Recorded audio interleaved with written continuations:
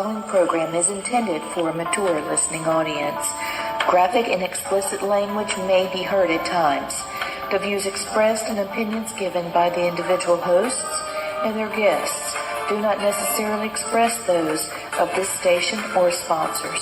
Listeners are advised that neither the station nor owners and agents will be held liable for the content of this program. Rebroadcast, redistributed, or reused without the express written permission without the host or producer is not allowed. You are listening to Family Spirit International.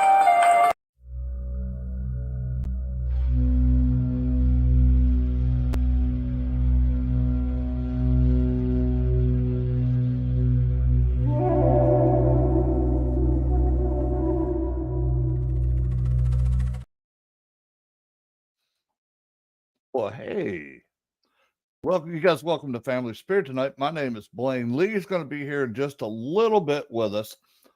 She had to do some stuff with her grandbaby, so she'll be here in the second half. We have a great guest for you guys tonight. This guy is pretty cool.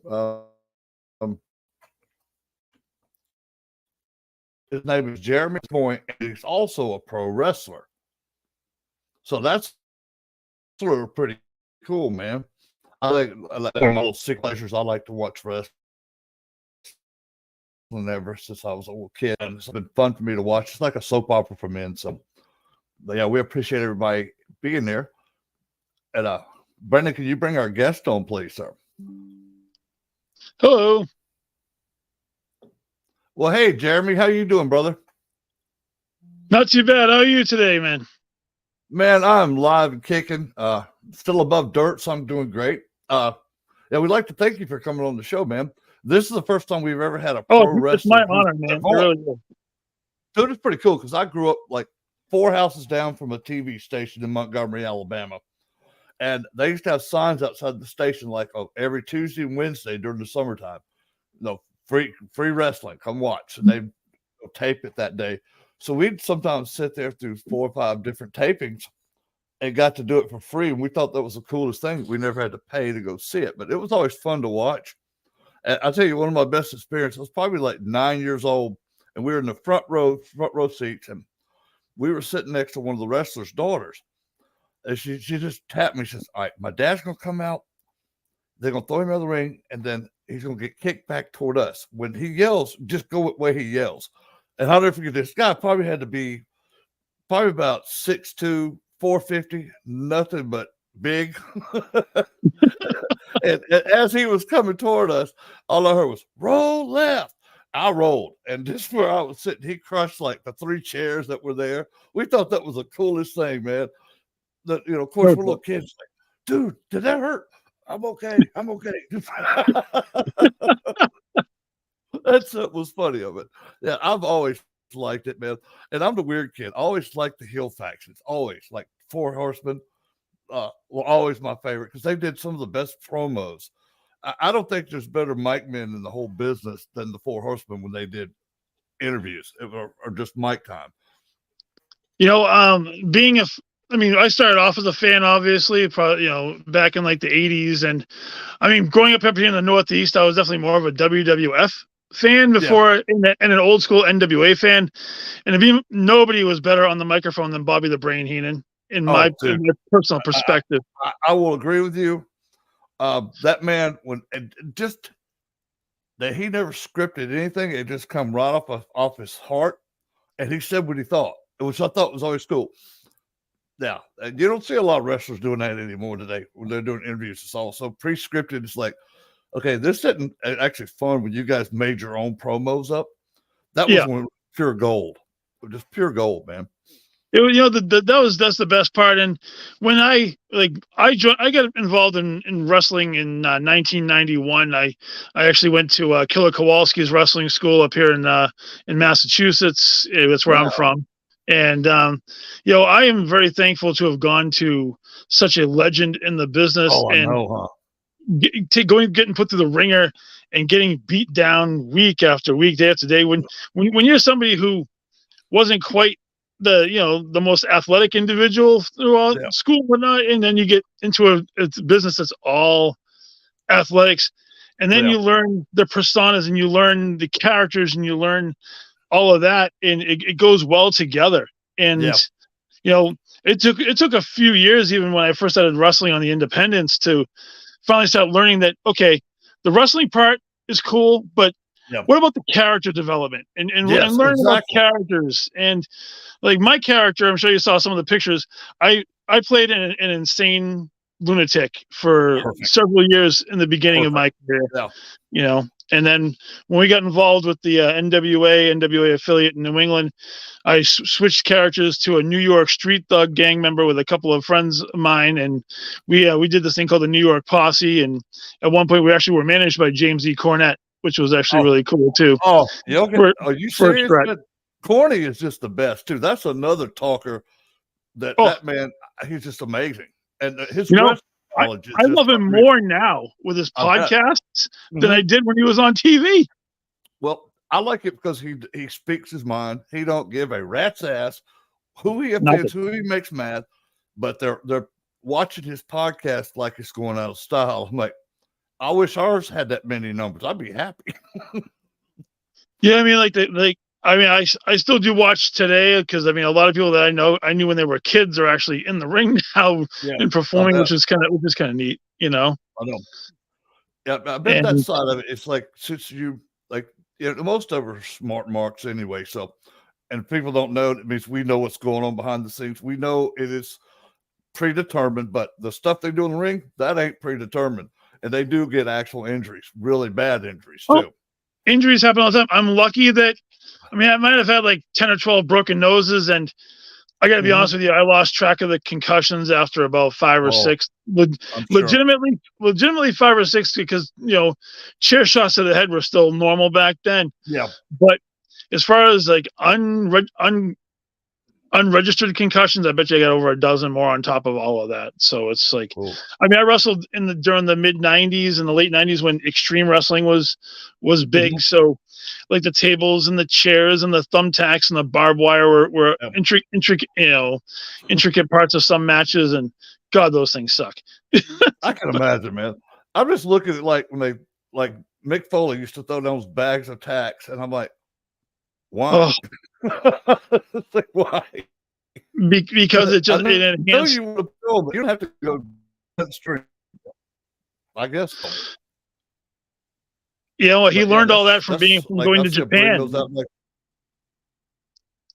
He learned all that by going to Japan. Yeah, it was like, yeah, I think there's a lot of them that learned stuff like that from Japan.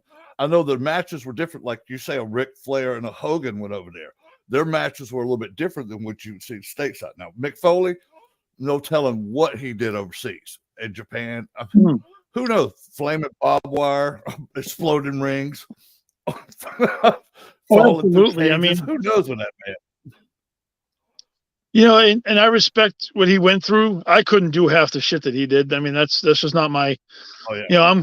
I retired in 2011. I did my last official in-ring match around 2013 for a charity, but it was time. My body was done, and I did help out behind the scenes, and I helped run a couple of small shows and help with character development for young up and coming people. But then I switched my focus towards the paranormal, about 10 years ago or so. And I honestly, I still love wrestling and I still watch it to this day, but I don't regret switching focus either. No, I don't believe it. I don't blame you, because hell, I love the paranormal. I've been around it for 58 years.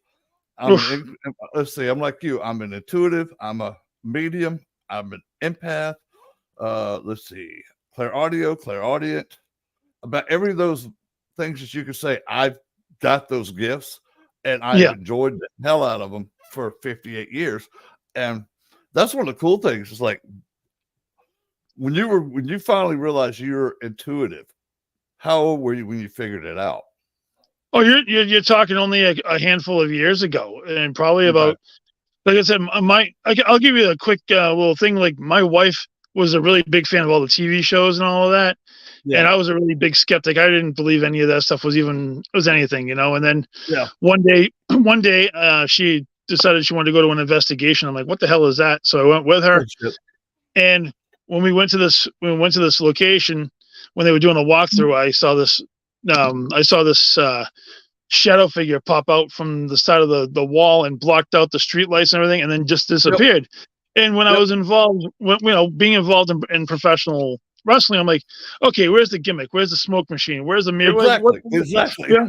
But when there was nothing, because this place was so rustic that there was nothing there, I was like, holy crap, there is something to this. And then honestly, it just kept going from there. It was really amazing. I mean, I went from, just trying to understand it to like, then I can actually physically see them like in person when I'm with people. I can see people's spirit guides and family members when they're with them. Yes. Once in a while, I can do auras and stuff like that too. But I think when I really understood the whole clairvoyant part of everything, we were at the Conjuring House.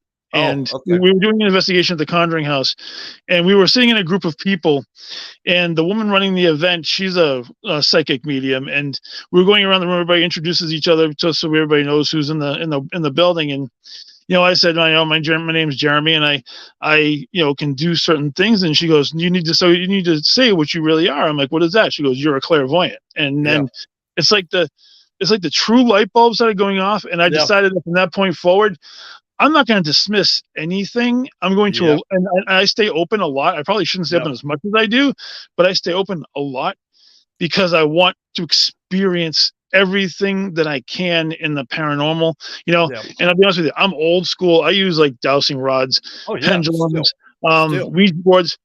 I have a K2 that I like to use to help verify what I'm feeling. But I mean, I pretty much, I'm very gracious that I'm able to actually see spirits and talk to them directly, and then have people's devices actually link up with what I'm actually and validation is the best part. One of the things I could suggest for you, because I've done this for a long time, don't think about your gifts. I call it let it flow, because as soon as you start thinking about your gifts, they're going to go away. Your brain's going to tell you no, no, no, no. Okay, so I've learned just not think about it and let it happen naturally. And it happens a lot more. And once you embrace your gifts, because you're more than actually a clairvoyant, whether you know it or not, you're also a medium and an empath, that you can feel energies that I can pick up on you. Yeah, I mean, I haven't really gotten into the mediumship as far as like that part of it, but I definitely have wicked empath. I mean, I feel people's emotions before I even and I can be honest with you, I work at a hospital in the nutritional services and delivering food to people's rooms, and I can kind of feel what they're going through, and I don't even need to look at a chart or anything. That's kind of that's kind of draining at times, And I agree with you as far as the I don't concentrate on my abilities. I don't sit there going all day long, I'm a clairvoyant. I don't do that, but I respect the gifts that I have been given to be able to communicate. And I try to use them to help people, or try to help help people, whether it's just something simple like like ease somebody's pain because I can see that their loved one is okay, or like say that somebody's having a problem with a spirit in the house, and all that spirit wants you to do is put out a cup of tea for them with a tea bag in it, and sit down and pretend but to have tea with them. And I've suggested that as well. And these things have worked. And I'm like, wow, why did I know this? How did I know this? And you know what? I really appreciate the gifts that I was given. I don't take them for granted. I refuse to do any of that kind of thing, because it's not okay. I mean, I think that we are given, I honestly believe that we are given these gifts for a reason. Exactly. And once you exploit them and you become, I don't know, cocky about it, I feel that it kind of, it just ruins the taste on it. And there's so much negativity in the world, not just in the paranormal, but in general, that I try to stay away from all of that. And I try to just embrace all the positive that I can. So, okay. Another thing I can help you out with too is do not ever give them your energy directly, because there's energy always around us. We don't have to give ours at all. It's all around us. They can pull from around us. They don't have to get ours, because I don't know if you know this yet, but spirits get greedy. Oh yeah. If you give them a little, they're going to take 10 miles. So I've learned to tell them, okay, look, take the energy around me. I'm not giving you mine. Take it what's around me, and you have plenty. Yeah. And a lot of times spirits understand too. And if you get like overwhelmed being an empath, I had to do this myself because hospitals used to be like hell for me because I picked up every living person's emotions there, every person that ever been in that hospital, all the dead, sick, dying, all of that, and which I'm sure you probably pick up on a lot too. I have learned how to, if I kind of learned how to phase it out a little bit, to be honest with you. But when something profound happens at the hospital, that's when I make sure that I'm in tune, because I have had some amazing experiences where I work in the short period of time that I've been there. I mean, I've been able to witness somebody's energy ascending out of their body and going into the light. Yes. Like, and the first time that I don't know about you, but the first time that I experienced that, it still makes the hairs on my arms stand up, because it was just such a profound experience that I wish I could make that shit up. And I hate to curse it. I hate to use curse word about it, but I can't make that shit up, because I can feel it now, even a year or so after it happened. The first one that I ever saw was just so amazing, because I was able to witness that, and I can still feel that to this day, and even though I have seen a few more since then. Yeah. Now, Jeremy, we do not have a limitation on our show. So you say what you want to say, because we do put a disclaimer out in front of the show. So if you want to talk, that's fine, because I'm gonna cuss too. So, but yeah, I agree. But I try to stay as respectful as I can, because you are very respectful. I'm just letting you know that this is some surreal stuff. So it's real life stuff. So we're gonna talk like it's for real. Now, my first person I ever saw their spirit leave their body was my grandfather when I was 7 years old. And this is funny to me now, but I have 4 brothers, and only one of my other brothers would stay at my grandfather's house because they wanted to go home. Well, me and my brother Shannon, he's like my second youngest brother. We went to bed with my grandpa, and I remember waking up and seeing him not moving, because this man was like up at the butt crack of dawn every day, having coffee on the pot, ready to go. Well, he wasn't moving. And I don't know how I knew to do this, being 5 or 6 years old. I stuck my hand up under his nose to see if he was breathing. I bent my head down, listened to his chest. Then I stepped away off the bed, and I was like, oh, I think Papa Rowan's dead. And I did. I just backed off the bed, and I watched his spirit literally lift out of his body, sit at the top of the ceiling for about 15, 20 seconds. I remember he looked at me and smiled, says, I'll always be with you. And then poof, he was gone. So that was my first one. Wow. Yeah, I mean, like I said, the first ascension that I call it an ascension, because there's really nothing else I can possibly call it. Yeah. And it was just, to me, it was just one of those things where it just happened, and it was in the critical care unit at the hospital. And I saw this. He was surrounded by his family members, and he was laying there, and they hadn't even lowered his eyelids down. And I just remember seeing it lift off of his body, and then there was like a little like bright spot above his head, and and the spirit went right into that light, and then it was just gone. Yeah. And I know it sounds like a movie set or something, but it was just when seeing it in real life, it was like, wow. Especially energy workers like us, that is such a beautiful thing, because that when a lot of people don't believe it, but that is a very positive energy when the soul leaves the body and goes to the afterlife. It is very good energy. Even if somebody died tragically, but that passing it's pretty nice. Sorry about that. No, it's okay. I know that he felt a lot of pain before he went, because when I delivered his final tray up to the unit, I was sweating profusely and I had horrific stomach pains. Like I was ready, like I was doubled over. Yeah. But then when I left the unit, all of a sudden the pain went away. But I was sweating so much it looked like I had gone swimming before I headed back downstairs. And then when I went back downstairs to the kitchen, that's when they sent me up with a comfort tray, because he had just passed, and I was like, wow. I mean, I felt I felt all of that final rush. Yeah. And, I feel bad for him, and I hope his family is doing well to this point. So that's, that's, I mean, that is one of the side effects of our gifts, but I was always taught, but if it's good, bad, or indifferent, treat it the same way. And yeah, I felt that when my father passed last August. Ooh, and it's funny, I knew, because my dad lives down South Alabama. I went and saw him like 6 days before he died, because I had to come back and go to work. I couldn't stay any longer. So the minute he died, I felt my dad go. And then my mom calls me probably not even 7-8 minutes later, says, your dad just passed. I said, I know. Says, how do you know? I said, I felt it. And my mom was like, are you okay? I said, yeah, I'm fine. I mean, my dad was 80 years old. He lived a full life. So, I thought it was cool. Now, what was funny though, before I left, I told him, I said, Dad, okay, when you pass, you're going to get to see family members you haven't seen forever. And this is like 2 days after my dad died. He shows up at my house in my living room, and he looks right at me and goes, little bastard. He said, oh, you told me all my family would be here. All I see is lights. I said, Dad, those are your family.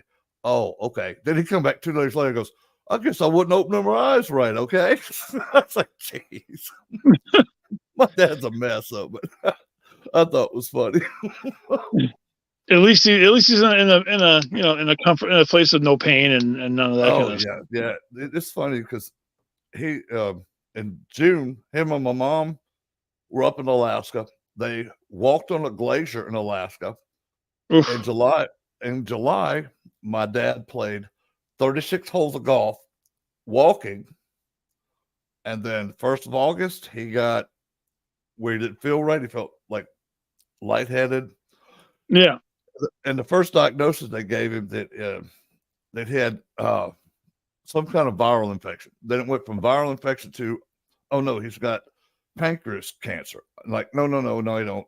Now he's got stage 4. It's already in the brain. He's got 2 weeks to live. I'm like, what the hell, It's quick. It snaps in all the way through.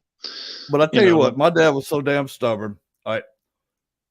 He could have just went into the light anytime he wanted to, but my dad wanted to say goodbye to every family member friend he ever had. And I arranged that. I got everybody that I could get to come see Dad. And Dad, on his last day that I got to stay with him, says, who else is left? I said, Dad, you've seen everybody. Everybody. I said, Dad, you can go peacefully, please. I know you're suffering. Just go ahead, let go. And he finally did a week later. So that's the hard part. I would imagine. Well, the cool thing for people like us, though, I still get to see my dad every day. So, I know. I mean, when I lost my mom, when I lost my mom to cancer back in 2007, she's like my protector when I go into investigations and whatnot. She's right there making sure that that stuff doesn't happen, because I'm a magnet. I'm a beacon for spiritual energy, to be honest with you. I know it sounds kind of awkward, but when I'm, you're right, I am too. And I'm lucky enough that I have experiences almost every single time that I go to a thing, because it's like I go in and I respect every spirit that's in there, and I don't try to, and I don't I'll be honest with you, I rebranded myself as far as like, I don't call myself a paranormal investigator. I call myself a paranormal communicator. And I actually decided to put that in the title instead of investigator, because I like that. What am I investigating? I'm not investigating. Am I work for the IRS, or am I supposed to? Am I breaking out a heat lamp and I'm trying to grill them on what happened to them on August 31st, 1851? No. What I'm there to do is I'm there to talk to them, to see how they are, to get to learn about them, to hear their stories, to hear what they want to say. To me, that's the most important thing to me.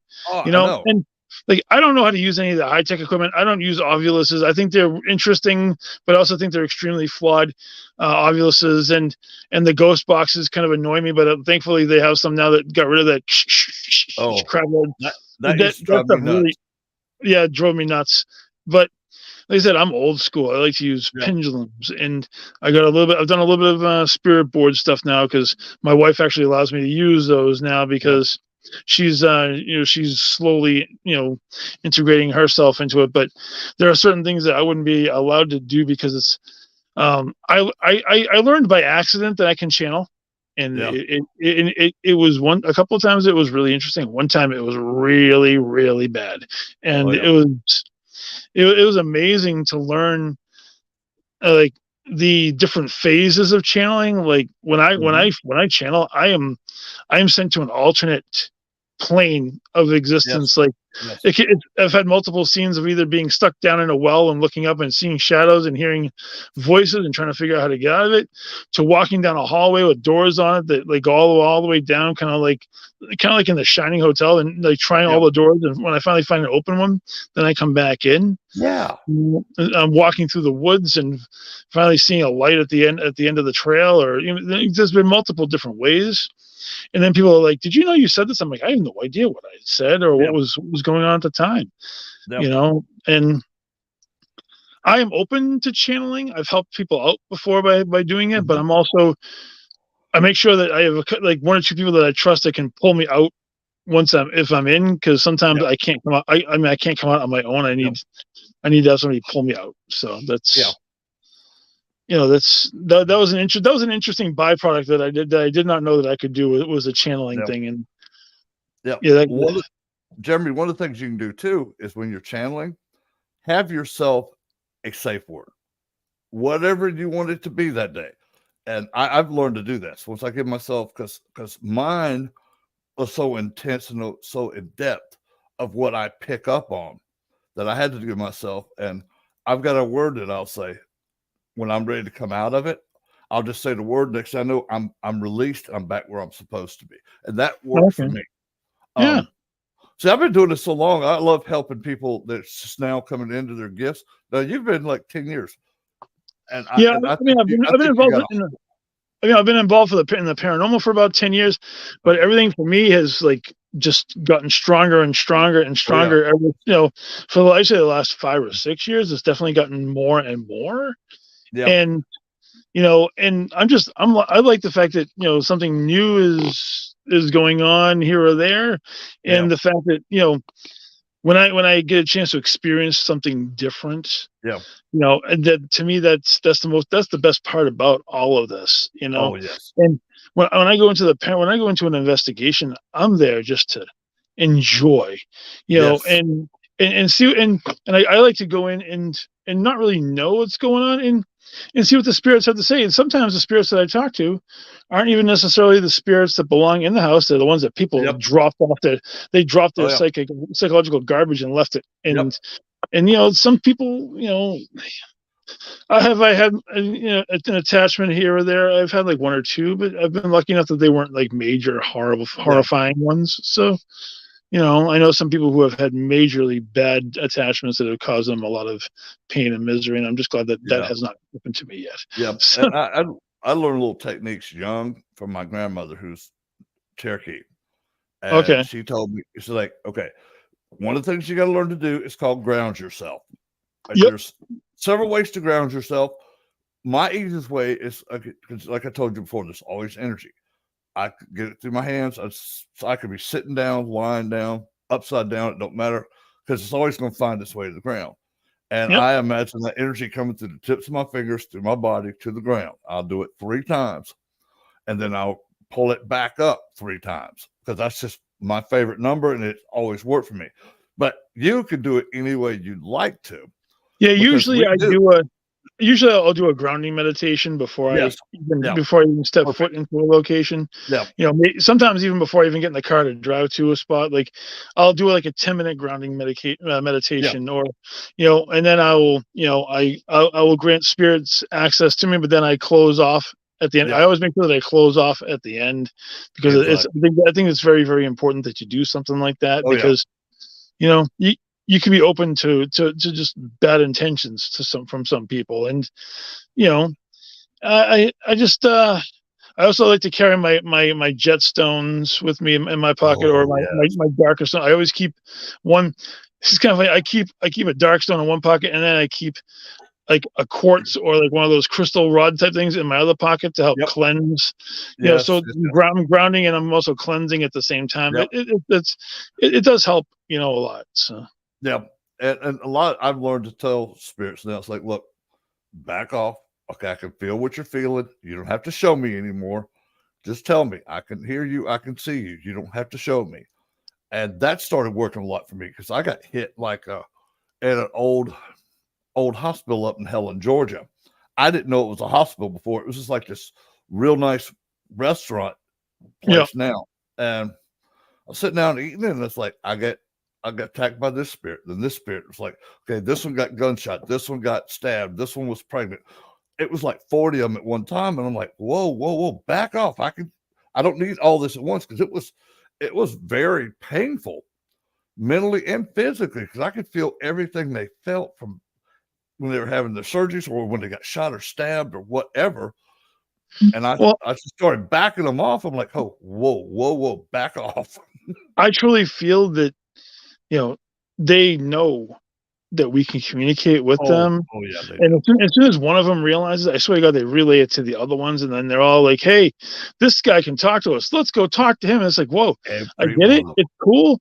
But how about like one at a time if you want to talk? I know, it's like, especially me doing a ghost box session. Now I do the ones that doesn't have the rattle in it, and I get good stuff from them. I get full sentences, full paragraphs from them. And if I walk away from it, though, I'll start asking where I went to. I think it's just the coolest thing. I was like, watch this. I bet I walk 5 feet away and they start calling my name. It's like bam, bam, bam, bam, bam. They look at me like I was crazy. I was like, it happens every time I do it. And I've done this for a long time. So yeah, it's pretty cool. It's like, especially you said too, once spirits find out you're a beacon or a moth to a flame, there they are. I'll get weird ones. It's like, we'll be in a location and it's like none of the spirits in that location will talk, but I'll get spirits of family members or people that are there, or past lives that had lived on that property or passed through that property. And then other times you get nothing but the people that were there. But yeah, but always, if I have somebody new, I said, watch, be listening when I do these ghost box sessions, because there will be family members that come through, and I need you to tell me if that's one of your families, because I just hear the voices. Now I could probably look into it hard if I wanted to, but I want them to get that experience. Oh, that's my Uncle Joe, or that was my mom, or this is my cousin Bill, No, you're right. And I think, one of the biggest questions I've always had, and obviously we will never know because we're not on that side of the veil, is that how do they see us? What do they see when they see us off from their side? Okay. Do they see shadows of us like we see shadows of them? We don't really know because we haven't truly been there yet. We can speculate all day long on it. It's just that most of the spirits that we interact with are they're not shapeless in form, but they're shapeless in detail. You don't get a lot of true detail on a lot of the spirits that we interact with. So I mean, how do they physically see us coming from the other side? Can they see some of us and not all of us? I'm thinking this probably could be the case. But what I've been told by spirits, and I've asked that same question to, is that they see us in the same form that we see them. Okay, if they're coming to us as a shadow, we'll be a shadow person to them. If they're a full-bodied apparition, we'll be a full-bodied apparition to them. And but sometimes they can see just your energy and it's outlined of just your pure energy instead of your physical appearance. I've had them tell me that before. But it's funny, they know us that are gifted like this. Yeah. So they're more attracted to come see us. I always laugh when people ask me, says, do you see ghosts everywhere you go? I said, yeah, everywhere I go is haunted, because I hear and see spirits. It's what I've done since I was 4 or longer. And I hate to say it, let's face it, every square inch of ground you step on, there has been blood spilled at some point or another in the annals of time and space. So there's bound to be spiritual energy every square inch you go. Exactly.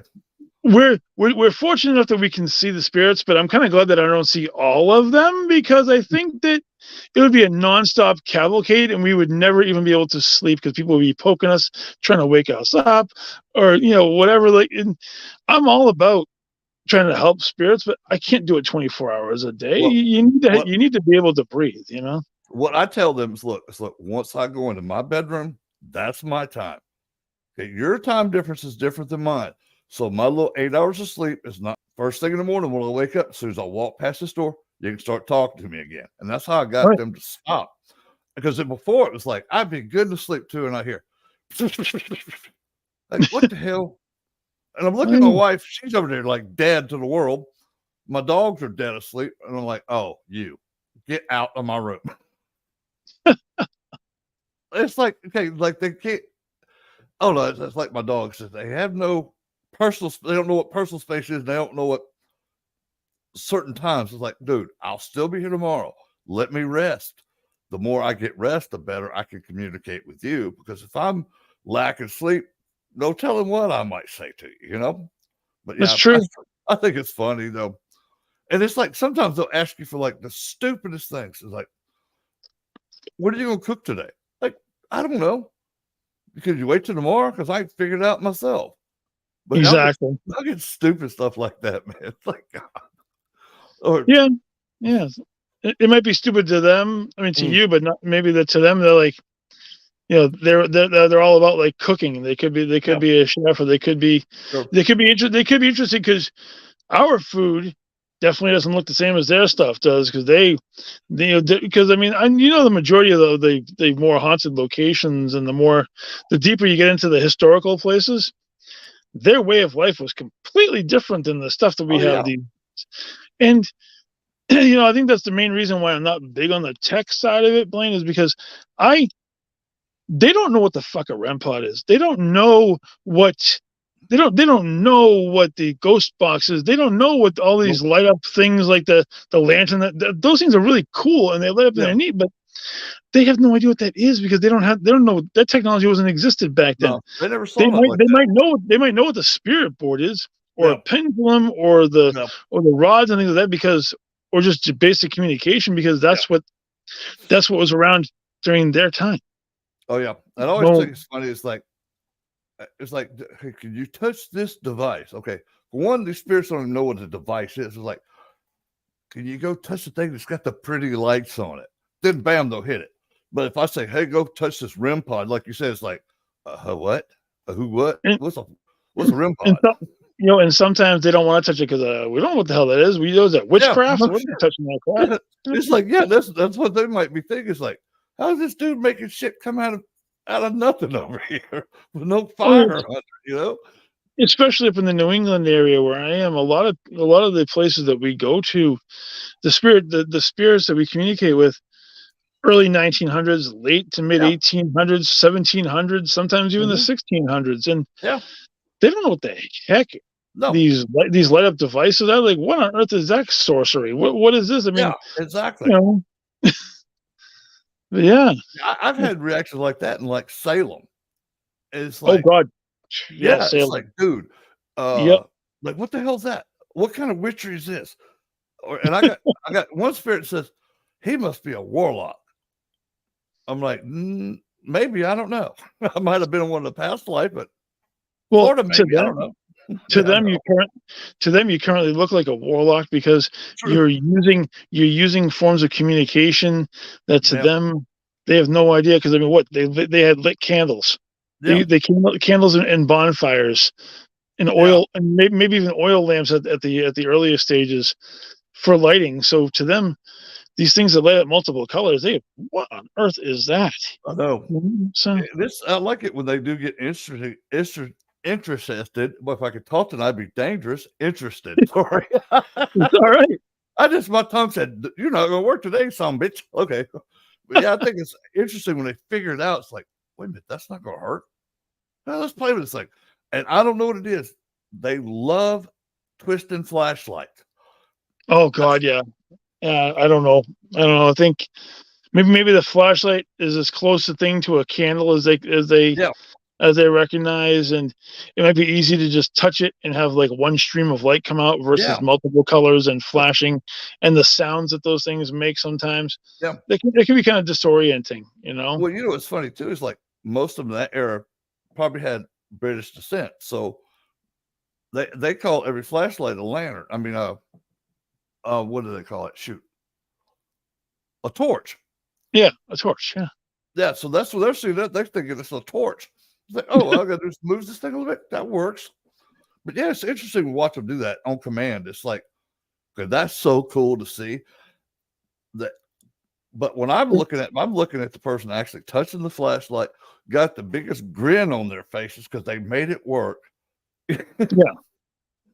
Especially children's spirits, they'll just get giddy when they see something and they can make something work. Kids like the like toys. They're into all that kind of stuff, you know. Oh, sure. But yeah, No that's doubt. interesting. Yeah, that's interesting. And I love your area up there in New England. I investigated Salem. I investigated the USS Salem. Yep. I Fun love that time. boat. Oh, I had so much fun in that boat. Yeah. I had several people that were there that were just big disbelievers, didn't believe this stuff happened. And I'll never forget, we're doing a ghost box session up in the captain's quarters. And I said, watch this. I'm going to leave and they're going to call my name. I walked 5 foot out the door. It's like, where's Blaine? Where's Blaine? Where's Blaine? About 15 times. Then I poke my head back in the door, goes, right here. And they'll all look at me. It's like, how do you do that? What trickeration are you trying? I'm like, I do not do any trickeration. I walked out and I told you what they were going to do. They did. Yeah. And then I always tell like the ones that are most skeptical, I'll have a spirit go, just touch him or touch her. One time. That's all I ask. And watch them freak out. It is so hilarious to me. And the spirit gets a kick out of it too. It's like, then they get the grin at me. It's like, got him, didn't I? I'm like, oh yeah, you did. Thank you. Yeah, I've channeled a couple of big energies on the USS Salem. Oh, you know? yeah. I respect that ship. Oh, there were a few that were not so nice. I still have one that I still feel was a next level entity that I channeled, and that thing was insanely powerful. Yeah. And it was almost like, I almost feel, in my personal opinion, that it was in the elemental category of energy, because the guy sitting next to me was a guy about my size, a big guy, and the energy that went through me almost knocked him out of the chair and onto the floor. Nice. And that was the spirit that I had gone down and helped out some friends of mine on an investigation. I told them they could use me as a conduit to be able to communicate with the spirit. And that was rough. That was definitely a long evening. I can imagine. Now, lately, I don't know why this is happening to me, but the last few investigations I've been on, there's always a bad pedophile spirit there that's got 2 or 3 children trapped. So I have to deal with these idiots. I love doing it. I love the battle part of it. It's actually fun for me. Yeah.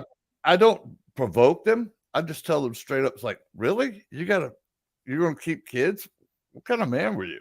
But I'm not provoking them like, hey, you're the big dumb fucker. Kiss my ass. I'm just like, dude, come on, really? Little kids? Right. Exactly. They get so mad at me when I make them give up their children. I'm like, dude, that ain't right. This life or afterlife, you shouldn't be controlling anybody except yourself. And the hard part that I noticed from that, though, is that they never give up.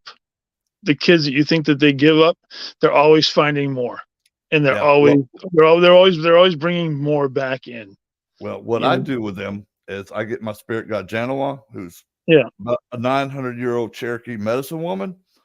And when I cross them, they don't come back. They don't get other children because Janawa, for one, wouldn't allow it. And it's so funny. I had one, we're at a jail in Alabama called Pauly Jail.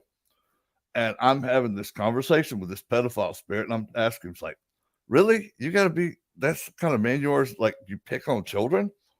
And then, of course, he dog cussed me through the box. I'm laughing because I think it's hilarious. I'm like, all right, one more smart ass remark from you.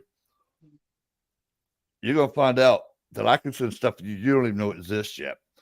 Yeah. And I swear to God, this spirit said, oh, I'll be goddamned. I'm like, really? That's all you got to say? All right, that's fine. Play. all I said was one word. I said bear, which my spirit animals are bear and a wolf. I called bear. You heard him growl on the spirit box like on cue. Then Ashman said, okay, you met my bear now. Do you want to meet my wolf? He didn't say another word. And I watched him just literally walk up to Janawa and said, take me now. And I watched her walk him through. And I hadn't come back, and he ain't picked up no other children that I picked up on since I did that. But it was so fun to do, though. Wow. That's pretty cool, man. I know. Mm-hmm. But I've got to do that stuff. That's why I love what I get to do and what I am. I've embraced it so much. You know, I like when people call me a freak. So I am a freak. I like weird things. They fascinate me, especially spirits. I love to be able to talk to them. And I want to hear their side of the story. That's so interesting and fascinating for me to find out stuff from them. That means they're so comfortable with you that they'll start having conversation with you. I just love that. Yeah, that's probably the main reason why I redubbed myself as a paranormal communicator, is because I prefer that side. I'm not really investigating what these people are doing. I'm more like I'm more into the conversations and whatever they want to tell me. So that's the part that I truly do enjoy the most about going to locations. And I mean, some people's tales are sad, and some people's tales are definitely a little more than you might want to deal with, or some people's tales are happy and they enjoyed their life, and they lived a full life, and some people live a very abruptly a life taken from them, and you just don't know until you start talking to them. It's like the two things, the two questions, I'll be honest with you, that I hate the most. Do you know you're dead, and how did you die? The two things, and the two questions that I hear most investigations and most things are like, do you know you're dead? And I'm like, what if they don't know that they're dead? What if I've encountered so many spirits and so many energies and ghosts, if you will, that they passed so suddenly that they still think that they're in the living side of the realm. And I don't want them to feel like I'm pressuring them into knowing something that they don't really want to know. And I mean, they were human beings just like us. And would I really want to know out of the blue, hey, by the way, you're not really here, you're kind of just like floating around, and nobody can really see you. And I feel that can be very hurtful. And I know I sound like a kook when I'm saying that I can feel their energy. I can feel their emotions and their energy too. And I feel that sometimes that gets lost when you do certain investigations and that kind of stuff. So I like to ask them questions like, what do you miss? What are some of the things you miss? Is there music there? Can you dance there? Is there food? An abundance of drink? You can drink all you want to, play all the golf you want to, whatever. Ask them questions like that, and it gets them involved. And you'll be surprised some of the stuff that comes back. Like I've heard, like up at Gettysburg, I've heard a Southern soldier say, "I miss my mama's cornbread." Stuff like that. It's just beautiful to me. What do you miss the most? I miss my wife. I miss my kids. Or no, I miss being not in this war. And that's a lot of stuff. It's relieving them of some of their burden as well. And you get educated and see what they're talking about. It's just beautiful to me. Yeah. Yeah. I guess we lost Lee tonight, huh?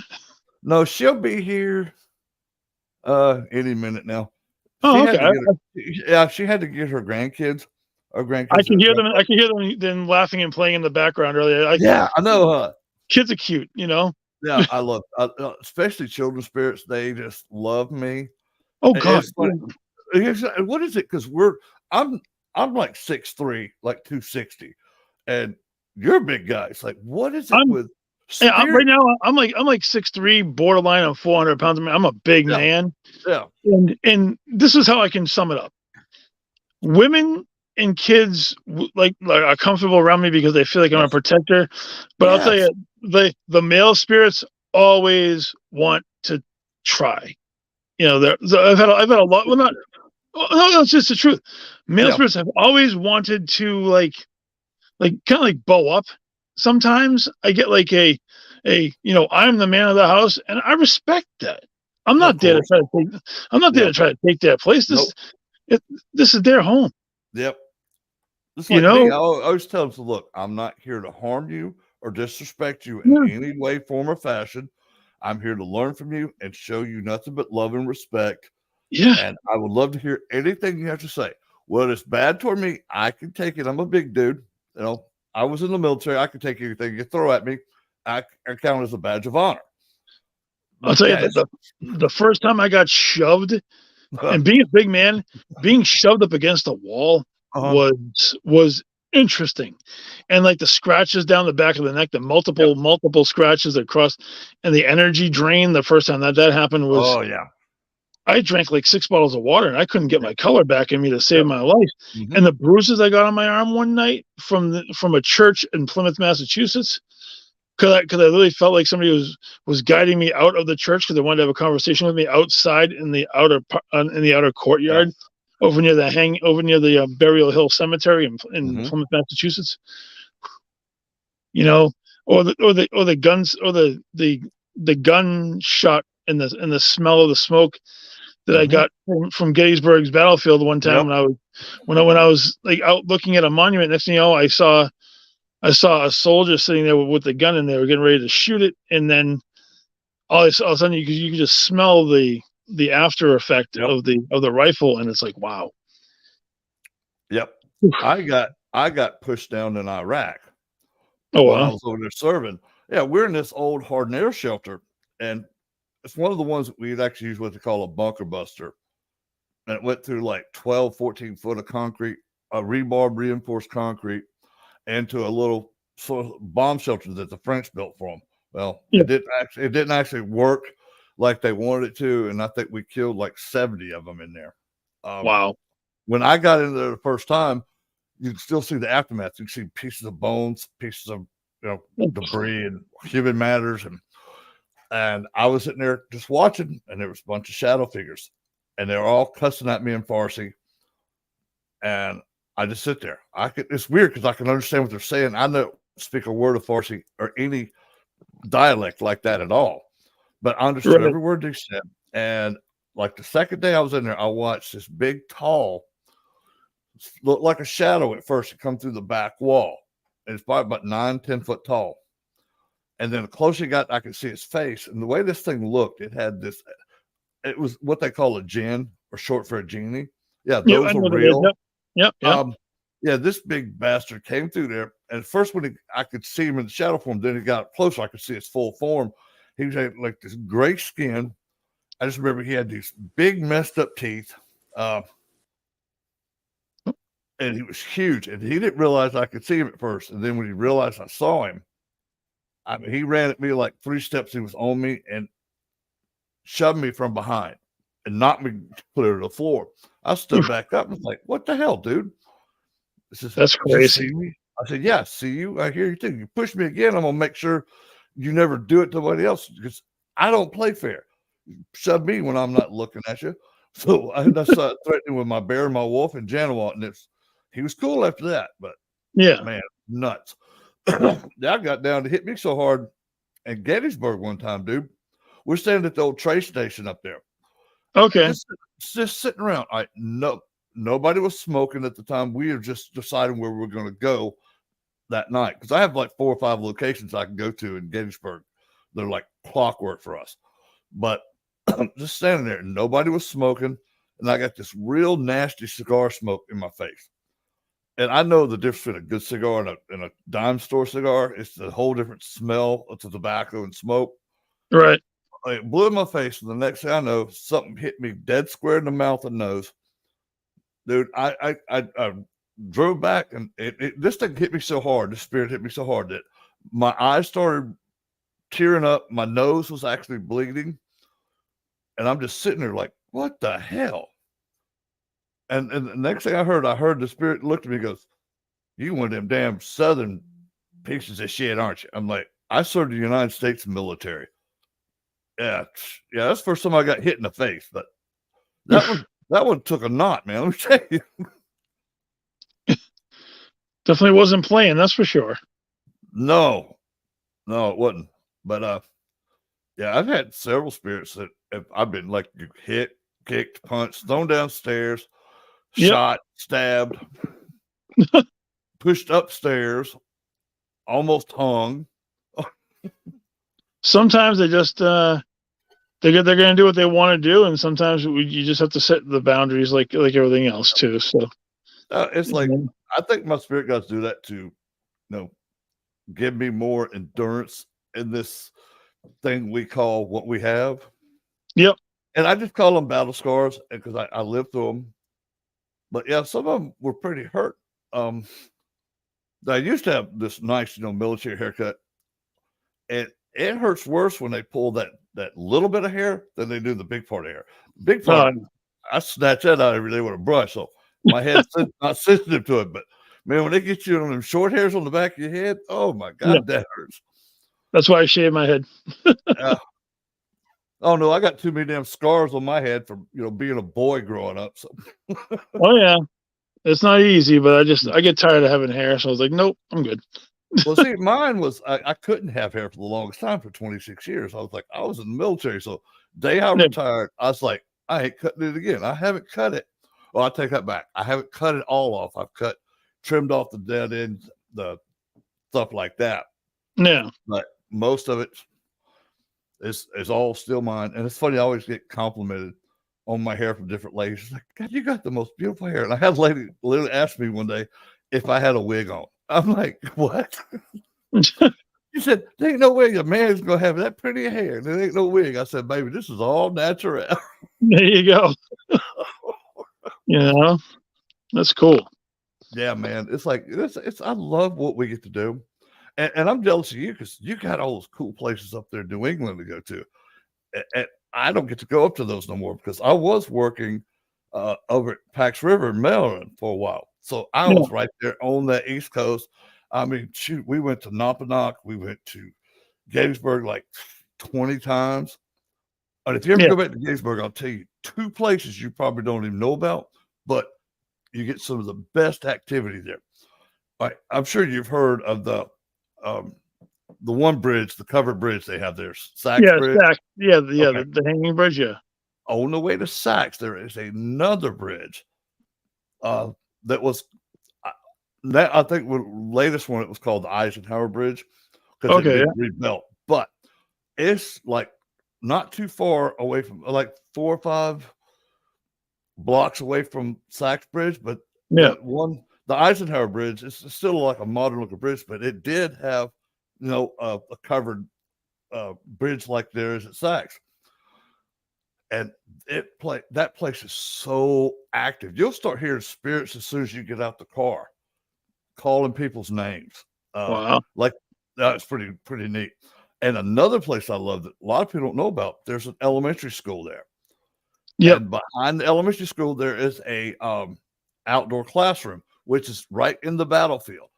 And the only thing you got to do is stop at the sheriff's office and say, hey, we're going back behind the school.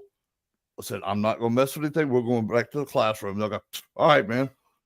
Because he said they know if we got in the damn school because the alarms go off. Like, I don't want to go near the school, man. I've done my time in school. I want to go talk to the spirits back here. Yeah, I thought I saw her pop on for a second, and then she popped off again. I don't know what's going on with her. And I tell you this, Jeremy, our show's so weird because we get voices that aren't there. We had a spirit one night that sit there and moaned and groaned for a good 15, 20 minutes. And you say something about it, he'd get louder. So I think, what the hell, dude? That's kind of crazy, isn't it? Oh, dude, we've had voices come on here like you'll hear kids talking. Okay. My daughter is 35 years old. My granddaughter is 15. They live in California. The only little ones I got here is 2 dogs, and they don't talk like babies. I've heard children in here. I've heard grown-ass men in here. I've heard women. We've heard it Hey, on the there show. she is. There's Hello. See her? Lee. I see her. She Hello. forgot to unmute. She didn't unmute. No, she's not unmuted. There she goes. Unmute. Hello. I think you're on mute. I can't hear her. Okay, I didn't know I was on. Oh, Charlie. I was laughing. I was like, Lee, you're muted. Say bye. Hello. Say bye. Hey, Charlie. Hello. Hey, baby girl. She's yelling bye. Bye. Hey, Uncle Blaine will be there to see you Friday. Uncle Blaine's coming to see you Friday. She said I can talk to him. Charlie. I know she will. Help mommy out. No, me and Jeremy was having a good conversation. So glad you Yeah, I was listening. Yeah. I was hearing about some of the investigations that you've done, and about how you fight spiritual battles with ancestors. Oh yeah. I'll go back to mute. Hold on. Bella's upset she's leaving.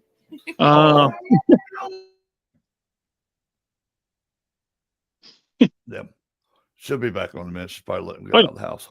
Of course. But yeah, dude, this has been interesting talking with you, man.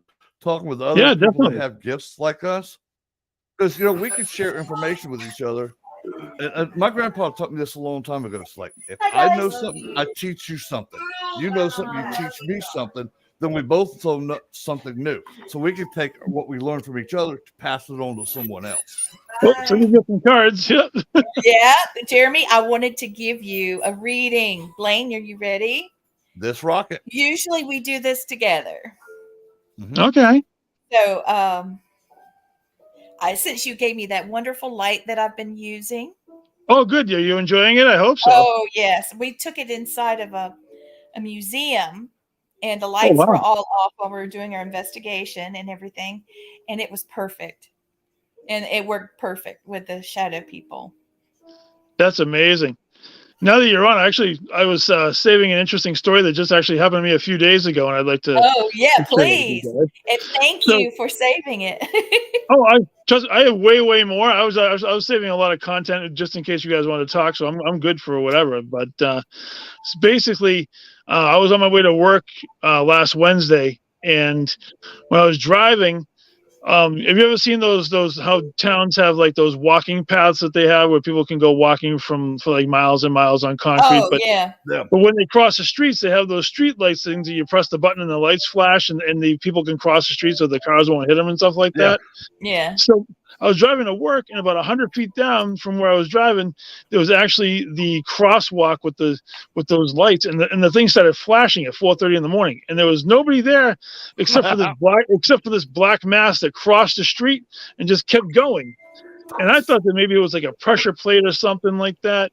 So when I pulled over to see how the device worked, it's actually a button that's actually seated into a socket. You actually have to push to activate the lights. So the spirit was actually strong enough to push the button and activate the lights across the street. I thought it was really, really an amazing thing to see before I went to work the other day. So. It's so cool that it's like, I got to get across the street. So even in death, it's still poop. I'm thinking it must have been somebody who was I think it must have been like a person who like did a lot of avid walking and I bet so. Could have passed away and just kept wanting to go for a walk. But I just found that it's interesting that they had enough strength to push in there because it takes like it takes a little bit of pressure to push in that button and trigger the flashing yellow lights in order to cross the street. So I thought that was pretty cool. That's really cool. I have something almost as cool that happened in class. One of the students that Matthew and I have, she was there and she brought in something that was haunted, and she wanted me to tell her what was about, the object. So I did, and it went really well. And the person that the object belonged to, he was there. It wasn't just me telling her about the object. He was there. And we were, talking about him, and he was so excited that, oh, wow. Yes, yeah, that's right. That's me. And he was so happy. He opened the door to the classroom, and he hit it's like a same type of thing, a Right. gizmo, but this one's square like that, Yeah. where the other one's like a little hole, that you press the button with what you Right. were Right. saying. This one is Yeah. like this, and it's in a big plate, and you press it for like Yeah. handicap access. Yeah. To open the doors and stuff. Yeah. Yeah. And it opened everything, and just it was Oh, crazy, and That's then pretty cool. then he Yeah, it went is. to the bathroom and flushed the toilet. It's one Nice. of those motion activated, you go like that and it'll Oh yeah. flush. Yeah. So we had all kinds of things happening. He was so happy that someone finally figured out he was there, That's Nice. nice. It's like Blaine and I were talking about. It's really nice that we were able to have. Oh wow, This cute is puppy. Ginger. This is Hi, Ginger. Ginger. Come here, Luna. Come here. I wanted to show you my new adoptee. Go ahead. I'm listening, Jeremy. I just want to show you everything. Come here. Well, Yeah, I feel that it's great that we are able to actually have these experiences, Yeah. and I know. the fact that they happen naturally instead of like sometimes you feel like when you go into like certain locations that have been investigated or to death that you're just getting the same old thing over and over again that other people have gotten. But sometimes yeah. it's nice to be out in a place you don't expect to have something happen, and then the Right. energy comes in naturally. And Yeah. I find those to be some of the most satisfying experiences. Yeah. To be honest with I you. agree with you there. You One know? of the reasons why I use locations that are not so well known is for that reason. I don't have any preconceived ideas. There are Right. likely spirits that are not familiar with the equipment, so it's a new situation for everybody. And there's stories that they want to tell. It's not just like these poor people are working, in Disneyland or something and having to do, yes, can you? It reminds me of that commercial, where they're going like this with the candelabra and the teapot, and they're like, I'm getting bored with this ghost hunting thing.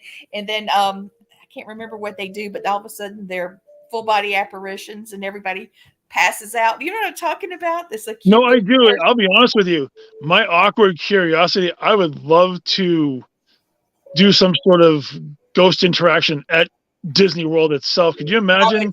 I would Oh. too. Absolutely. To think about the amount of people who have accidentally perished at those facilities, whether they were workers or regular employees or even guests. Like I remember when I was younger, when I first went to Disneyland, somebody actually got killed on Thunder Mountain, the roller coaster, and had their head taken off while we were down there on vacation. And that was back in like 1987, 88. The amount of energies of people, dying from whatever. It happens all the time at those resorts. And you know that you'll never get an opportunity to go in there and do investigation style stuff, but just the thought of actually being able to do that is kind of intriguing to me. So there's a friend of mine that goes on. I've only known him to be off of a cruise for about 2 weeks tops. Wow. And I've known him for about 6 years. Wow. His wife had knee replacement surgery, and then he just broke his ankle and can't put any weight on it. And other than they're having to wait to be able to travel, that's the only time they're either getting off of a cruise or getting back on. And I said, dude, you are going to haunt that boat when the time comes because that's his thing. Mm-hmm. He has a little a blog where he talks about what do you call it, the lying by the deck of the pool or something like that. Yeah. And he talks about his trips and the people that he meets. Everybody on the boat knows who he is.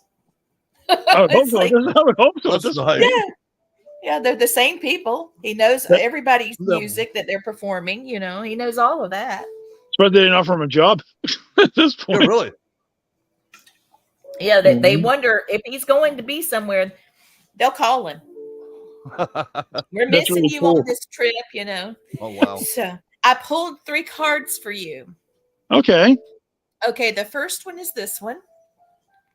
Yeah. Okay, you can see it because I took my filter off. This Yep, is the I can see it. flute. Okay. Blaine, Yeah. do you feel something? Do you feel anything yet? Blaine and I usually do our readings about the same time. Okay. So when you have a flute show up in your cards, especially the first card, is leading the charge. Is something where you are right now. And this is about expression, about being able to express who you are and where you come from, your true self. Okay. And so this card is telling me to tell you to be sure to hang close with Okay. people that are they know who you really are. They see Yeah. your true self. I mean, you're the biggest teddy bear I have ever met.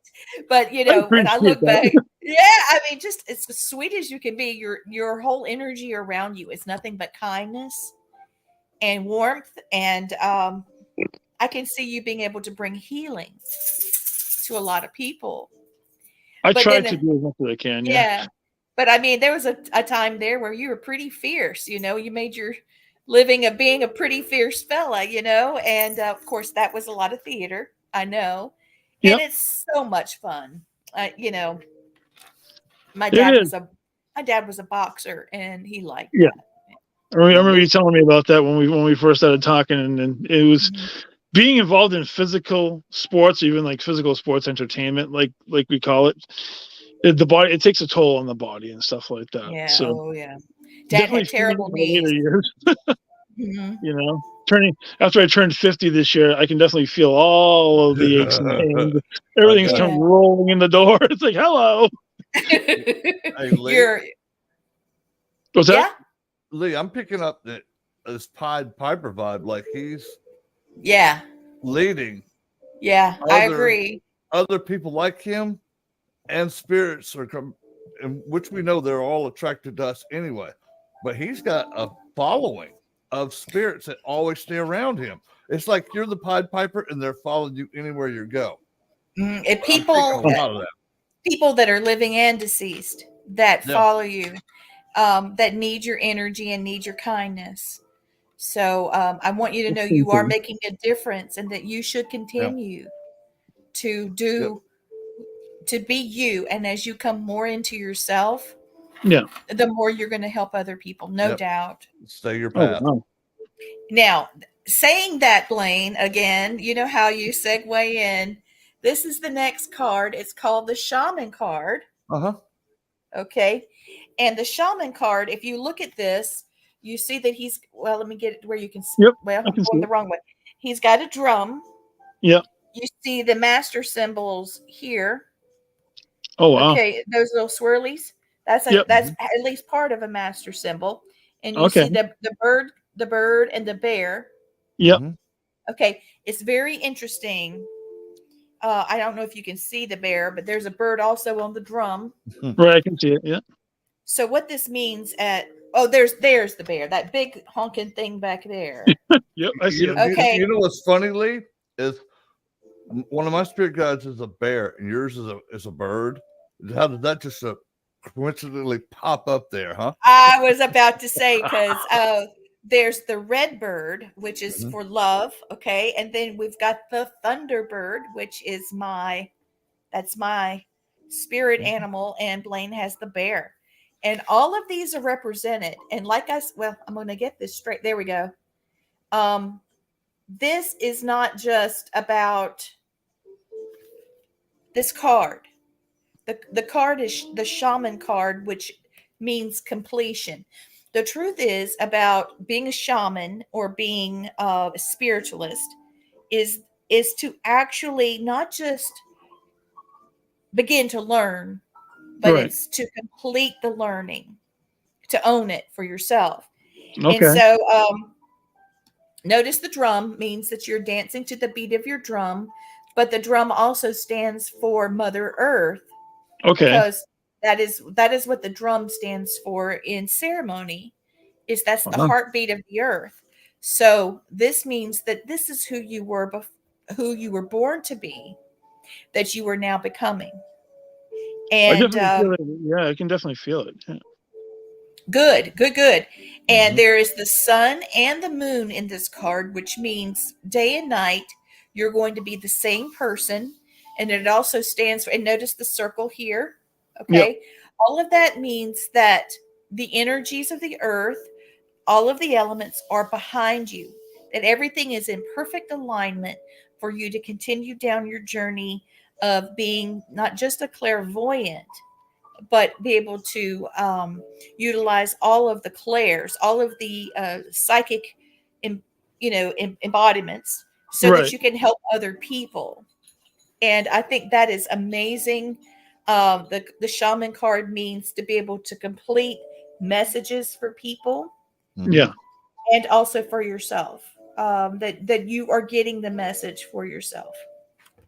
That's the one part that I don't usually get messages for myself. I think I'm so in tune with what other people need and what other people are doing that, and the shaman card definitely rings true. I didn't mean to interrupt you, but I know that the shaman card rings true because I am like 25% Native American myself, Right on. and Blackfoot Indian. So I do have that Native American vibe. My spirit animal is the owl. I'm the owl as my spirit animal, and my secondary spirit animal is actually the bear. So it's the owl and the bear. So Right on. Yeah, that's awesome. The bear is the protector, and the owl, is the wisdom and the constant learning. Because I don't think we're ever going to truly learn everything we can about our gifts and about the paranormal, but whatever is allowed to be given to us, I want to absorb that and continue on with that too. So. I like that. This last card is really exceptional because it is about abundance. It's about offering. And so I don't think you realize this, but the message you get for other people is what's sharpening you. Mm-hmm. It's how you are building yourself. Yep. Because you're getting immediate feedback. So the reason why you don't get the reading for you is because the reading is the actual doing of the reading is what's making you stronger and giving you what you need. Oh wow! But you are about to take lesson for yourself, because some of this stuff is for you to know, and other stuff is what you tell other people. It's for them to know, because Lee's the one that taught me this longer. It used to just bug me to death. Is I get a message for somebody, I could tell you who your spirit guide was, who your ancestors are, all that stuff. But ask me 5 minutes later after I told you, I know nothing. Yeah, I nothing. It wasn't meant for me to know. But yeah, you're about to embrace a whole bunch more. Yeah, because you're being guided on the right path now. But some of this stuff will be coming for you soon.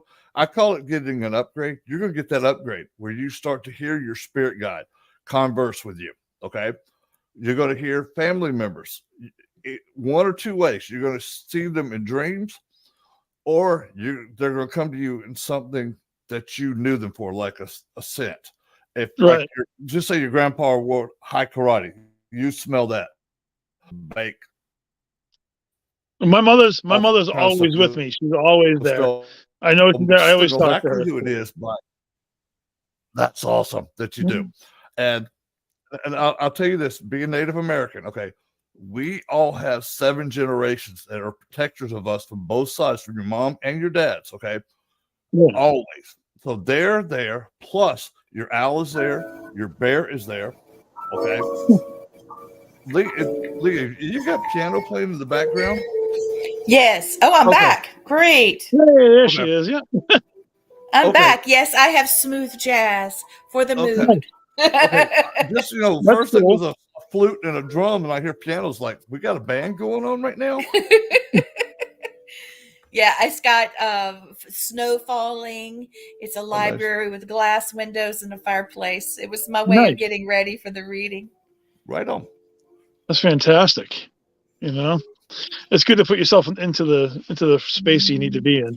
This one is also important because it also means money. It means wealth. And there's many ways to be wealthy with friends, wealthy with spirit, but this also stands for wealth. So by you expressing yourself and completing what you start, helping other people too, then it's going to lead towards money. Mm-hmm. Hey, you know what? Whatever helps, Yippee! whatever could definitely help. You know, I just, Yeah. I'm just very happy and very fortunate for all of the Yep. things that I've been able to learn over the past 10 years Yep. in being involved in the paranormal, and Oh yeah. getting the chance to meet and talk and help people has been my most important thing over the last couple of years for sure. Yep. You know, And that is the greatest feeling. Like if you can help a spirit or help a person and make them feel better about themselves or get them in the right direction they need to go, that is like giving us the $10 million. It's equivalent to that without the financial gain part of it, of course, but you get that help. It's like it makes you feel better. It's like when I talk to my Native American spirits, I go to every location and I offer up tobacco and smoke to them every place I've ever been to. yeah. And to have those spirits do that. And so they asked, why do you do that? I said, okay, if I gave you $10 million, you'd be real happy. Okay. To a Native American, what you just gave them by your voice, that smoke and that tobacco, it is like writing them a check for 10 grand because that's something they appreciated and they can consider that valuable. So yeah, Absolutely. I love that part of it. Yeah. So what did you think about your reading? I know you weren't expecting it, but I just had to. I really appreciate it, and I think it hit on a lot of different things. Mhm. More so than I even like see, because sometimes I can't see it. I honestly feel that we're not allowed to see our whole picture because it hasn't been laid out to us entirely yet. I mean, other people who like yourself who are very in tune with doing readings, you can see more of my picture than I even can, and it was very enlightening to me, especially knowing that using my gifts and moving forward and trying to help people is the right path to go on, and to continue doing that. To me, Yes, it is. Absolutely. that's validation on knowing that doing what I'm doing is helping people the best I can. Yep. You know, and Absolutely. And Jeremy, that's what I love when we do these readings.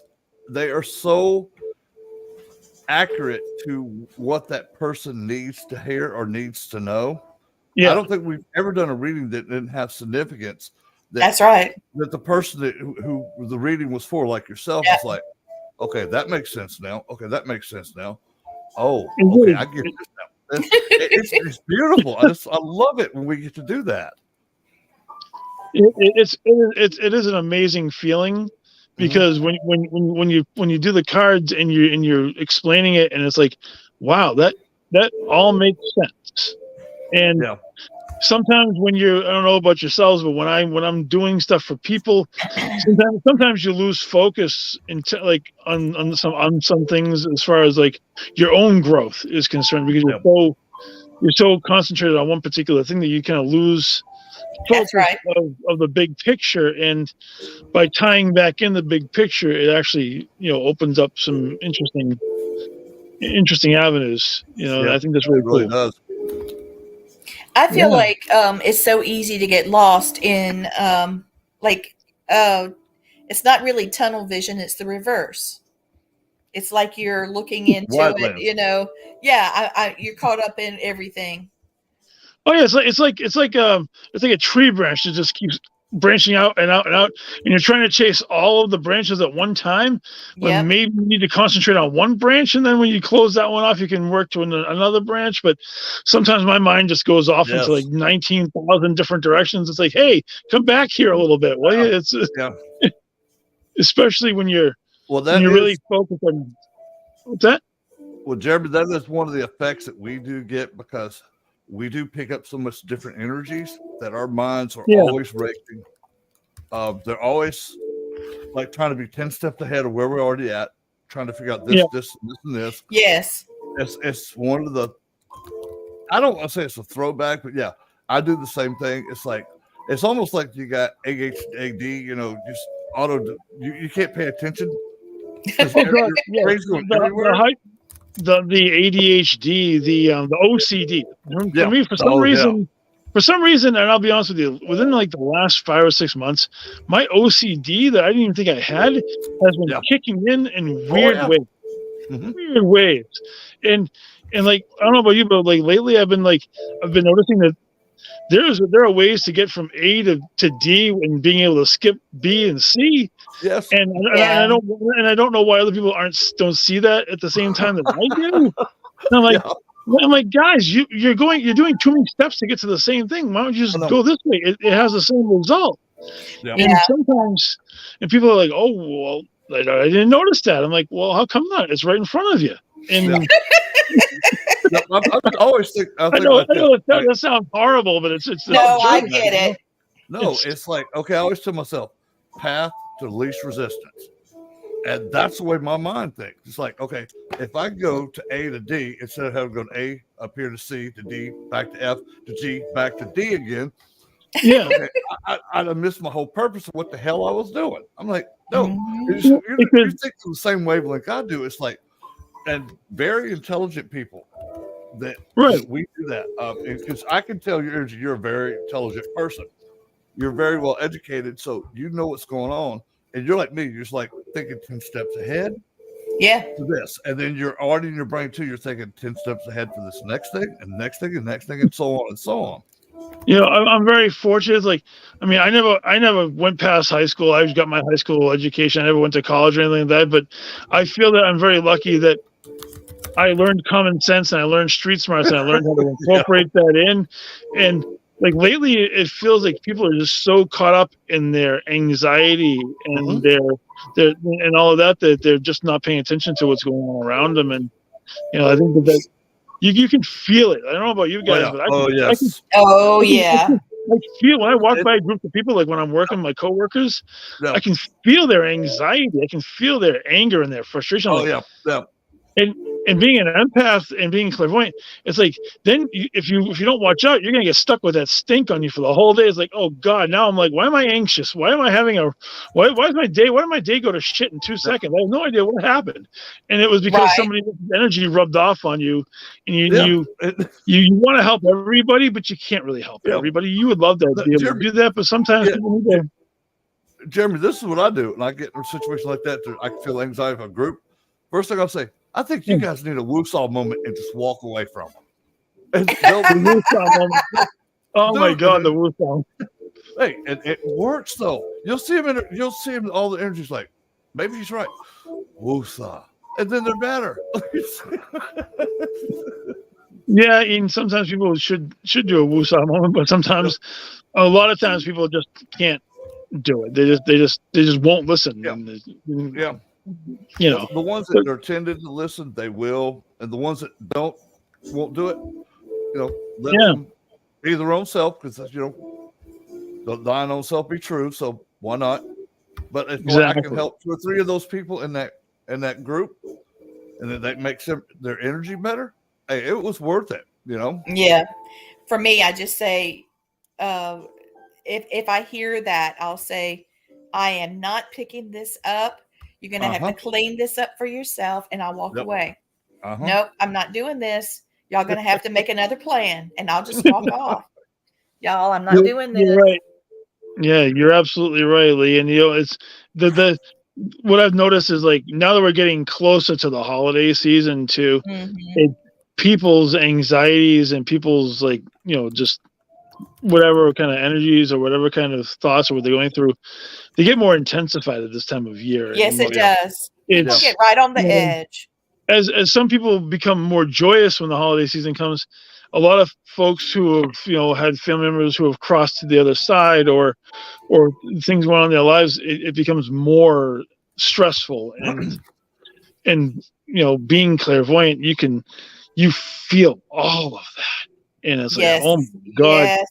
And I'm thankful. Yeah, I think I've been learning how to compartmentalize the energies and like move them around to certain areas. Like, okay, I don't need you guys right now. You can just bow aside and go somewhere else. And, you know, I think when I first started talking to you, and I told you that, you know, when I was saying that I rebranded myself as paranormal communicator versus a paranormal investigator, because, like, what are we investigating? Like I was talking to Blaine earlier, and I feel that, you know, like with the communicating part, it helps with the living as well as the as those that we talk to when we go out on our trips of discovery with spirit and stuff like that. Yep. So, I like that, being able to Yep. communicate. You're not looking for a specific message, or I do like to investigate in another way, because I will ask, this is what we're dealing with. What would you do?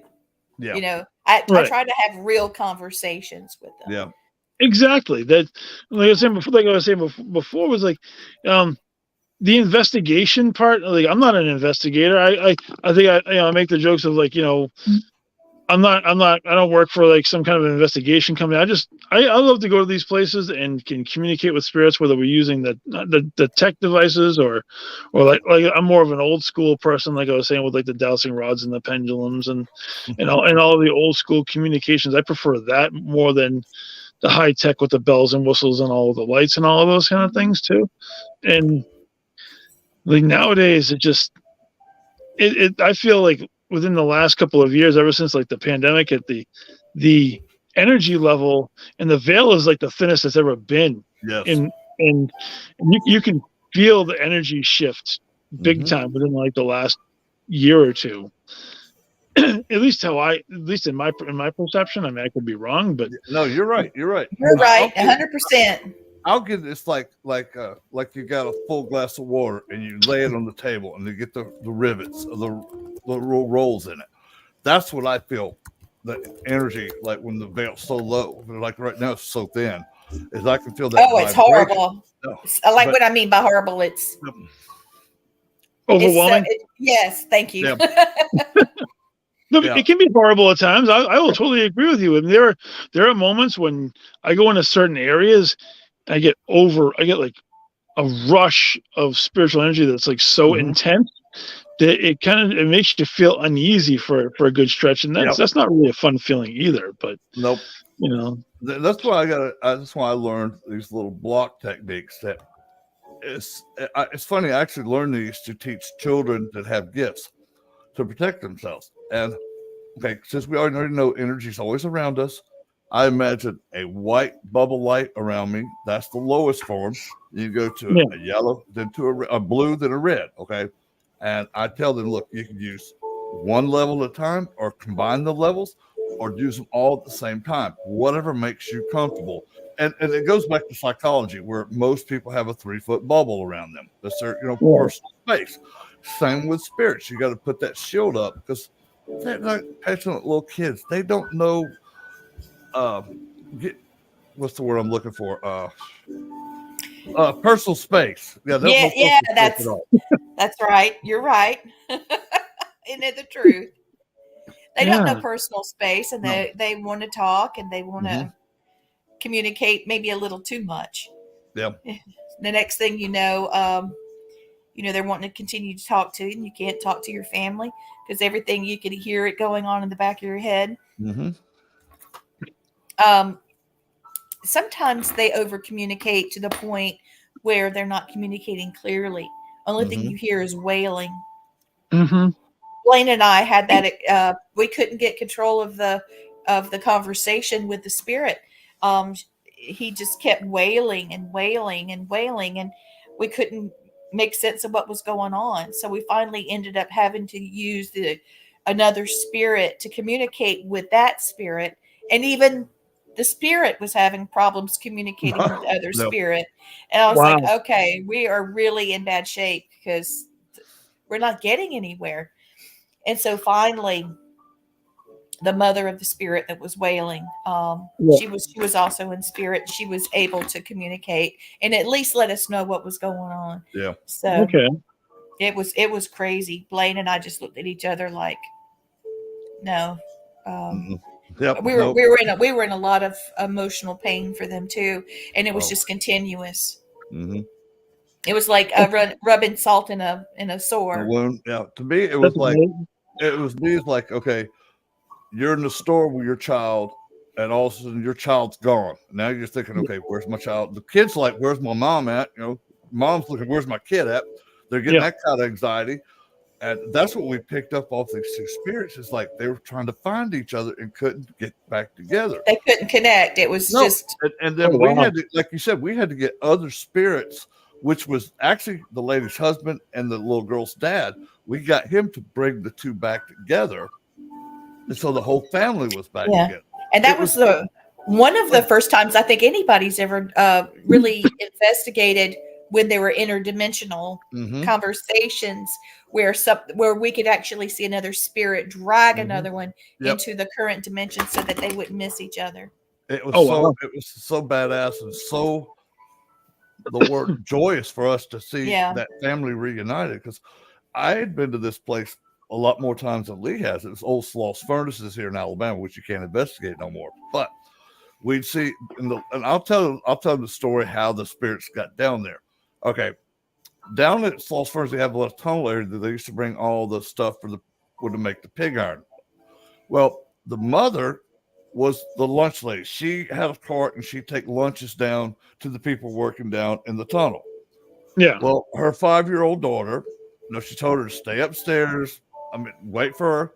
Well, Mama walks down the stairs. She trips, breaks her neck. She dies instantly right there. And by the time the men got to her and started dragging her away, the 5-year-old started going down the stairs and she broke her neck. It was more like almost a ladder. Yeah. And so both of them got killed. Yeah. And we saw almost like a time trip. Because we saw them take her in the cart with the mom and the daughter upstairs. I'm sorry, Blaine. We finish each other's sentences. That's fine. You were there too. So yeah. And the father was there and watched both of them being, going by, and he went out of his mind right then. Yeah. Wow. So they are in their time period at Sloss Furnace, in the time where he was working and she was working, and the 5-year-old was working too, but before all of that happened, before any of the tragedy happened. Yeah. Yeah, it's sad. And the longest time it was like, okay, the mother would be looking for the daughter, couldn't see each other. The daughter would be there looking for her mother, couldn't see each other. I could see both entities, the mother and the daughter, but they're on different wavelengths. And, but I could see them perfectly clear. And I could see the dad.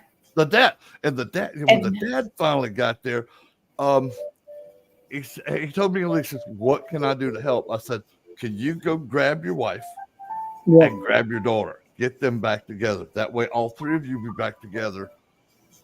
And that was the most beautiful thing I've ever seen when that family got reunited. Because they died. Well, he got one and he couldn't get the other. So he couldn't get the other. So he had to leave one with us. And meanwhile, they're flipping out. And then he went to get the other. And we did manage to keep those. I can't remember if we had the mother or the daughter. We held the daughter and he took the wife. He got the wife first and he got the daughter second. That's right, because Elijah was helping. Yeah, Elijah helped with that. That's right. Yeah. That is really amazing that they were willing to work together like that and get the result. By the time it was done, there were 6 of us. Yeah. 3 in spirit and 3 in the flesh working on this thing. And I have been trying to get these. I didn't even know about the father until Lee and them got there. I'd always seen the daughter and the mother. And then we got the father finally in the picture. Oh my God, it helped so much getting that family back together. And it was just so cool to see, because I could see that, being an empath, we could feel the mom's hurt and anguish because she can't see her daughter, and the child's anxiety and fear. And see, the father couldn't normally help because he was out of his mind. And when he saw my son looked enough like their family where he thought he was a member of the family, and it kind of brought him out of his stupor. And now we've got his help, and now they're all together. Yep. That's fantastic. It was. Yeah. And that's something we've done that with so many spirits, me and Lee and her husband Matt. It's such satisfaction. And I'm sure that you're going to get to do or have done a lot of the same thing, combining spirits back with the people they belong Yes. to. I mean, maybe in like not knowing that I have in certain aspects, but I've definitely helped. I have helped some spirits cross and meet up with their family members on the other side. Oh, that's You wonderful. did exactly what you were meant to do. Yes. And by you crossing them over, it did bring them back with their families. And the joy that they felt as soon as they hit that, I call it the door, once that door opened, I've had several of them turn back, look at me before they went through and goes, thank you. I see my family. I don't know what you did, but you made us go home. Thank you. And then there are several times like the family members will poke their head off the door, goes, thank you, Mr. Blaine. We've been wanting our husband back for years and years and years. Now we got him. Thank you. And then they all happy and cry and hug and go have a good meal together. Yeah. It's wonderful. Let me just say that spirits, when they cross over, they can cross back. Yes. I don't know if you've experienced that yet, but I it have. happens. There was one time that I know that when I was on an investigation, and the people that we were with who were more experienced than me at the time had crossed a spirit over, and then we came back to that location the following year, and that spirit was back again. So it makes total sense that they're able to travel back and forth. But it's of their will now. That's the difference. But They're not before stuck. they were stuck on this plane, and they Exactly. couldn't cross. I crossed 2 children. Yeah. Blaine, do you remember that? I think I called do. you the night I was doing it. The children were murdered, and they were little toddlers. And I crossed them, and they came back to tell me thank you. I woke up and my bed was doing this, and it was them jumping on the bed. And they came back to say hey, and they hugged me. They left. And one of the things I've found out is like, okay, when a person dies, okay, and then you cross them over, they go through steps of levels they have to go through. It might be life lessons, it might be changing their whole perception of attitude or whatever. But they can go from that first one across and go up to as many levels as they have to go through. Now they can go back through every level except the human body they left, because it was just a vessel for them at the time. Right. So, but that's fascinating stuff to me. Hey, it's 8:58. Okay. I want to be able to use this as an encore because my son's birthday is coming, and I'd like to have this one again. So I can't go over, or it won't play as an encore. So that's fine. I just wanted to ask, does anybody have any way of being in contact with, how would you like people to contact you? I mean, I have Facebook, Jeremy Cotter. I'm on Facebook.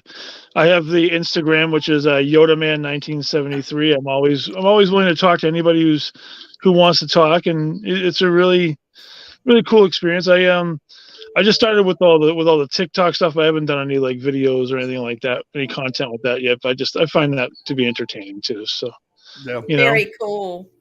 And I always get a chance to run into many people at all the different conventions and things that we go to. So, I really thank you guys for the opportunity to come on here this evening. Happy to have you. Please come back. I want to be able to talk to you for 2 hours. I want you to come back. I know. Okay, I want to get to go to some of these cons that you guys go to. So we got to work on that next year. Because I'd love to go back to New England. Gettysburg next year, man. We'll be in Gettysburg next year in July. Absolutely. We're going to try to get ourselves. Yeah, we're going to try to get ourselves added to that Paracon next year. Because I love Gettysburg. Oh my God! And then when I'm up there too, I get to go to my favorite convenience store, Sheetz, and get real food. I thought people's like, do you like Sheetz or Wawa? I said, give me Sheetz anytime. They'll cook you a chili cheese dog at 3:30 in the morning. That's so cool. Well, I've got us a new blessing, Blaine. I think you're going to love it. Let's rock it. I always end with a Native American blessing, Jeremy. And now that I know you're Blackfoot, I know you'll really like this.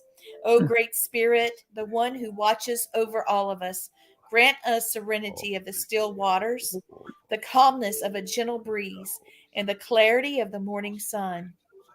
Guide our hearts to walk the path of peace. May our steps be gentle upon the earth, and may our thoughts be pure like the morning dew.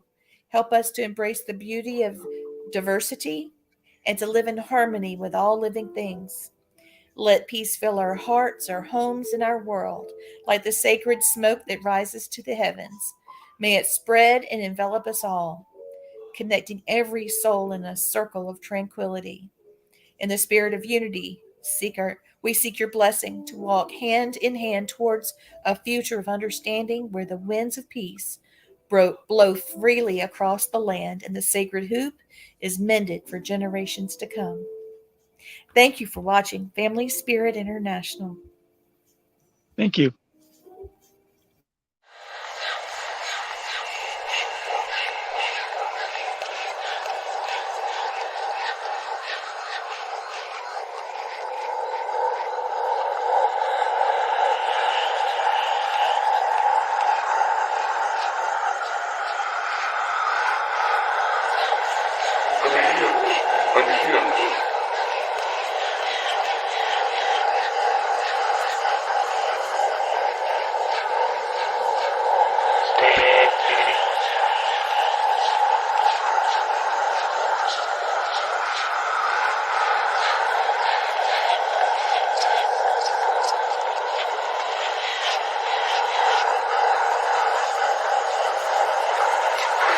Spirit